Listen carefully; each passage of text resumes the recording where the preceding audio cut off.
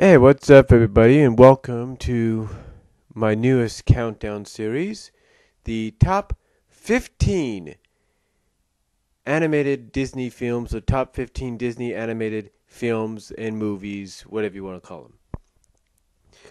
Now, to let you know right off the bat, this is my opinion on what I feel are the top 15 animated films done by Disney.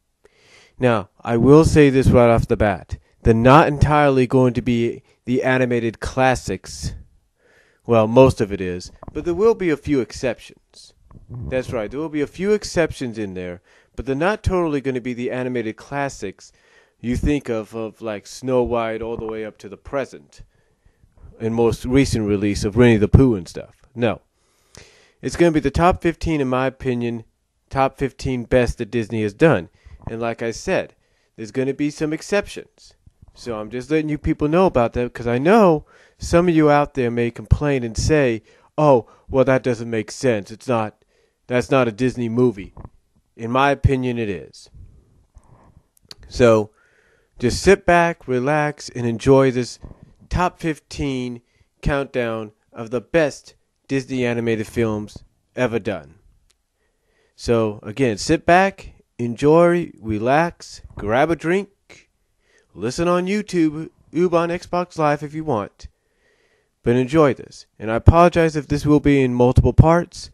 I don't have the unlimited time limit anymore, so just enjoy it best you can. And here we go with the top 15 countdown.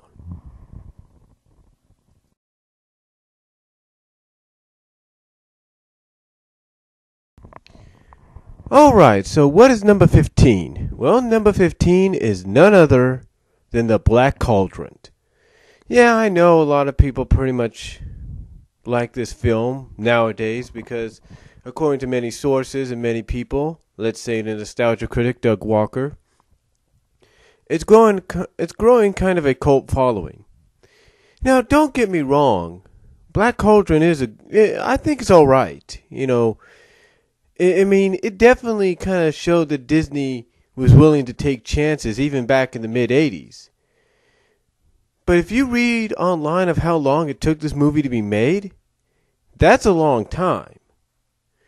And especially with the fact that even after it was made, Jeff Katzenberg, I think that's who was helping to make it, who came on board at the time, ordered some scenes from the Black Cauldron, if you will, to be removed from the movie. That's right. Jeffrey Katzenberg requested that some scenes be removed. Now, it all depends on what source you read this information from, whether it's Wikipedia, animationsource.org, or wherever, but there were certain scenes in there that he felt would be too graphic, and would offend not just kids, but grown-ups, parents as well, that took the kids to go see this movie. In fact, some of these scenes had to be removed due to the fact that if these scenes in the Black Cauldron were not removed, then the movie would have garnered a PG-13 or even R rating, which would have been very historic for Disney. Basically, Jeffrey Katzenberg, I guess in his own way, saved Disney Animation and Disney Animated Feature Studios, if you will, or the Disney Animation Studios, movie studios, that is. He practically saved them from having a death nail driven right through their hearts. Because, like I said, if these scenes were not removed, then, like I said, Black Cauldron would have garnered a possible R rating or PG-13 rating. Which, again, to me, back then, would have been back then in the mid-'80s, would have been the death nail for Disney Animation. Fortunately, Disney Animation was able to garner a decent rating, and that was a PG. And this was all due to the fact that certain scenes, I guess, that I talked about were removed. But it still made history because it became the first Disney animated feature to garner a PG rating.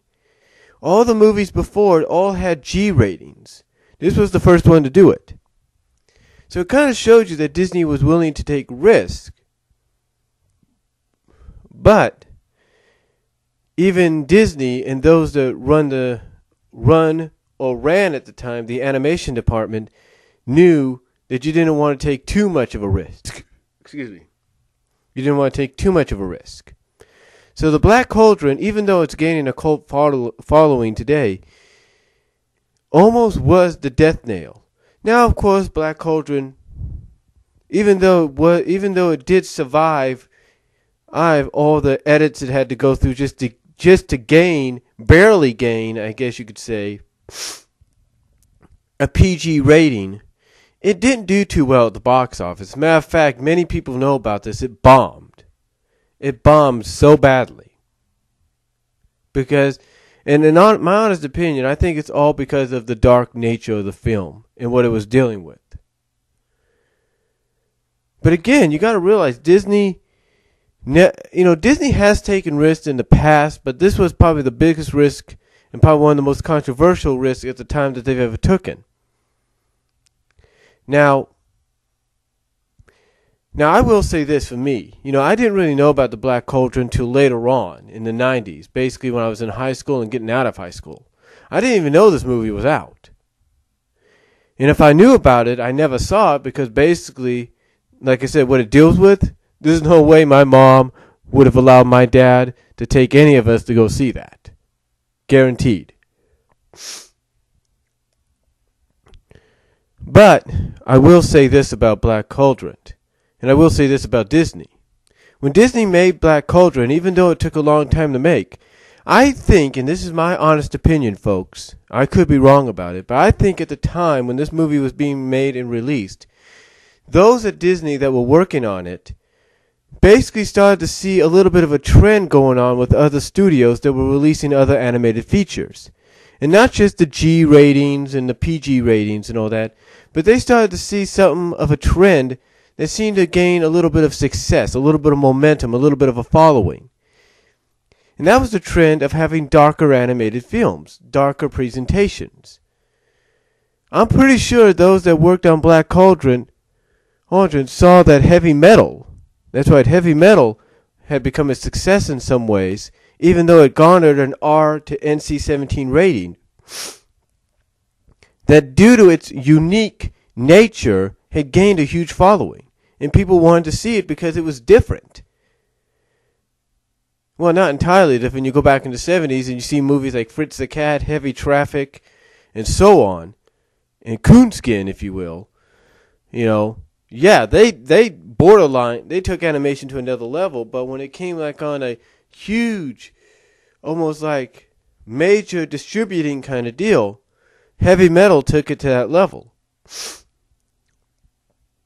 And then you take a look at a movie that was released very limitedly here in the US and mostly in Canada, in Rock and Roll, and it garnered a PG rating, if maybe not a PG-13 rating.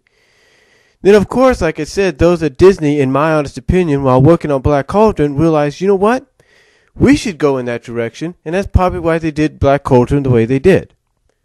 But, whether that's true or not, the fact is Black Cauldron, even though it's gained a cult following, unfortunately sits at the bottom and begins the countdown at number 15.